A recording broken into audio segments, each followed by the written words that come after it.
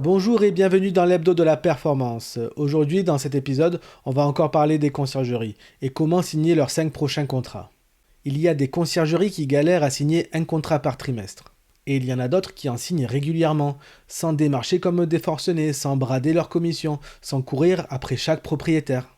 La différence, ce n'est pas la chance, ce n'est pas le marché, ce n'est pas le réseau, c'est la méthode. Aujourd'hui, je vous donne 5 leviers concrets pour signer vos prochains contrats. Dans les épisodes précédents, on a parlé de ce qui ne marchait pas dans les conciergeries, les marges faibles, le positionnement générique, le chaos opérationnel, et on a même abordé l'automatisation. Aujourd'hui, on passe à la croissance, mais pas à la croissance au volume, à la croissance ciblée. Signer les bons contrats avec les bons propriétaires au bon prix. Parce que le problème de la plupart des conciergeries, ce n'est pas qu'elles ne trouvent pas de propriétaires, mais c'est qu'elles galèrent à les convaincre. La plupart des conciergeries qui prospectent font la même chose. Messages à froid sur Airbnb, appels non sollicités, flyers dans les boîtes aux lettres, et du coup, le taux de conversion est minable. Pourquoi ? Parce que vous arrivez dans la vie de quelqu'un qui ne vous connaît pas, qui ne vous attendait pas et qui n'a aucune raison de vous faire confiance. Le levier le plus puissant, c'est l'inverse, c'est de faire en sorte que le propriétaire vous trouve quand il cherche. Un propriétaire qui veut vraiment déléguer, il fait quoi ? Il tape sur Google, conciergerie, plus le nom de sa ville. Il demande à son entourage, il regarde sur les réseaux, il regarde du contenu, il veut trouver quelqu'un qui sait de quoi il parle. Et si vous n'êtes pas où il cherche, eh bien vous n'existez même pas pour lui en fait. Du coup, il faut quoi ? Une présence même basique sur les réseaux, une fiche Google Business Profile avec des avis récents. Éventuellement, un site web clair bien référencé avec votre positionnement. C'est votre vitrine avant la vitrine. Et la plupart des conciergeries ne le font pas, ou mal, souvent par manque de temps. Une page Facebook jamais mise à jour, une page Google Business Profile sans avis récent, un site web mal référencé, et elles se demandent pourquoi personne ne les contacte. Le deuxième levier, c'est le bouche à oreille structuré. Le bouche à oreille, tout le monde y croit, mais presque personne ne le structure. Vous avez des propriétaires satisfaits, vous avez des prestataires locaux qui vous connaissent, agents immobiliers, artisans, personnel de ménage. Est-ce que vous leur avez déjà demandé de vous recommander ? Pas juste en passant, concrètement. Le réflexe, c'est d'attendre que ça vienne. Ah ben s'il est content, il parlera de moi. Oui, peut-être, ou peut-être pas. Parce qu'en fait, tous les jours, il ne pense pas à vous. Structurer le bouche à oreille, c'est simple. Vous identifiez vos 5 meilleurs contacts. Propriétaires satisfaits, agents immobiliers, prestataires de ménage.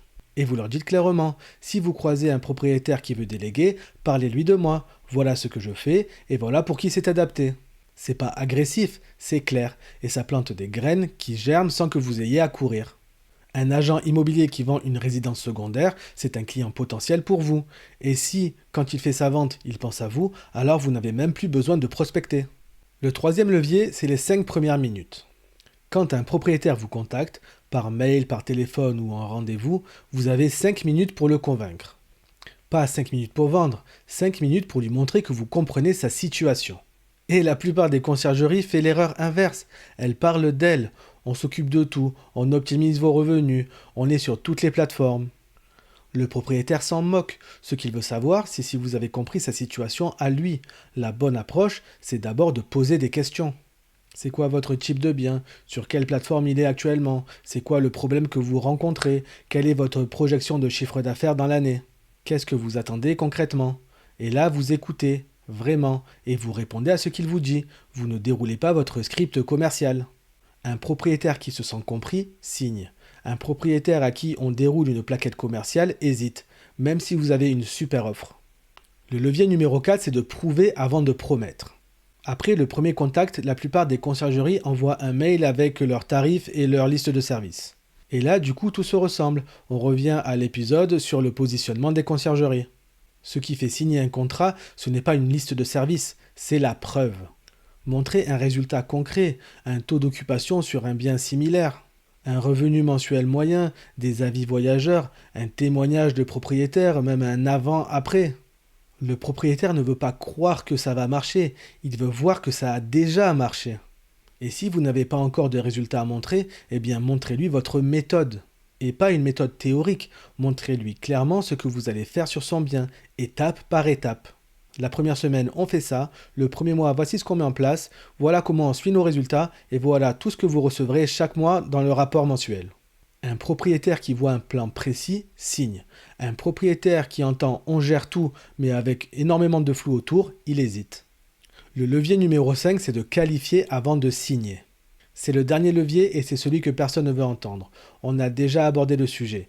C'est de savoir dire non. Chaque mauvais contrat vous coûte du temps, de l'énergie et la possibilité de signer de bons contrats. Avant de dire oui, posez-vous 3 questions. Est-ce que le bien a un vrai potentiel ? Pas est-ce que c'est un joli logement, mais est-ce que mon étude de marché me montre bien que je vais être capable de faire performer ce logement ? Est-ce que le propriétaire va me faire confiance ? S'il discute votre méthode au premier appel, alors imaginez ce que ce sera dans 6 mois. Et est-ce que ma commission couvre le travail réel ? Si ce n'est pas vrai le premier jour, ça ne sera pas vrai non plus dans un an. Un non aujourd'hui, c'est de la place pour un oui demain, mais un meilleur oui. Un contrat qui vous rapproche de la conciergerie que vous voulez devenir et qui vous éloigne de la conciergerie qui vous épuise. Signer des contrats, ce n'est pas une question de volume de prospection, c'est une question de clarté. Être clair sur qui vous êtes, ce que vous cherchez et ce que vous pouvez apporter. Quand ces 3 choses sont alignées, alors les propriétaires viennent à vous, parce qu'ils se disent « c'est exactement ce qu'il me faut ». N'hésitez pas à remplir le diagnostic, le lien est dans la description, ça vous donnera des axes d'amélioration pour votre activité.